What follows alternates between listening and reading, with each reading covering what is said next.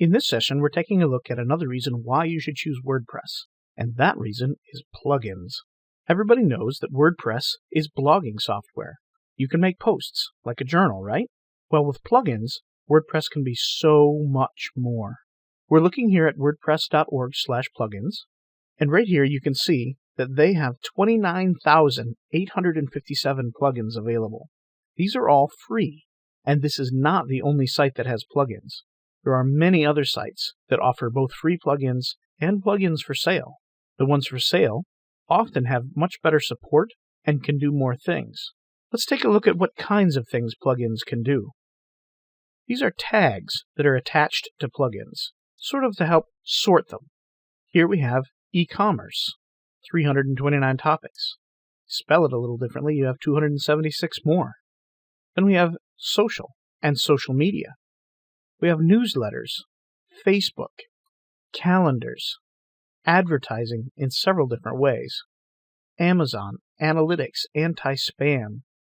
There are security plugins, photo plugins, pretty much everything you can possibly think of. If you want to do it with your website, there's almost certainly a plugin for it. And if there's not, making a plugin isn't very hard, and there are people all over the world that would be happy to help you make a plugin, given a little cash, or maybe even some pizza. This is all great, but how do you get these plugins, and how do you put them on your site? Well, you could download them directly from this site, but it's easier to do directly from in WordPress. This is the administration page, and over here is the plugins area. And here are mine. Now let's say I want to add a forms plugin, because I want a contact form. I click Add New, I type in Contact Form, and we found 1,206 of them. Contact Form is at the top, obviously. My favorite is called Contact Form 7, and I know that because I searched around on the internet, and I've used it before, so I'm actually going to search for that specifically. This is the kind of thing you would learn from community, and we'll talk about the WordPress community in another video. So right there's my plugin. I click Install, I say OK, and now it's installed.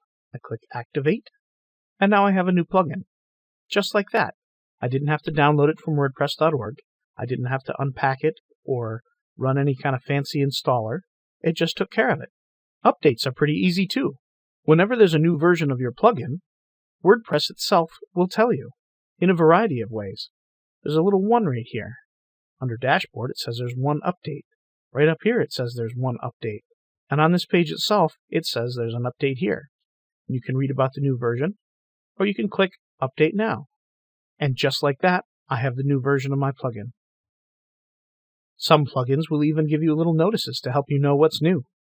Given the flexibility of plugins, you're free to make your site do anything you want it to do. It can be a blog, or it could not be a blog. It could be just a regular website. It could be a gallery for your art. It could be a gallery for your music. It could be a sales point for your store. Anything you can think of, you can add to WordPress to make it do exactly what you want. And that is incredibly powerful.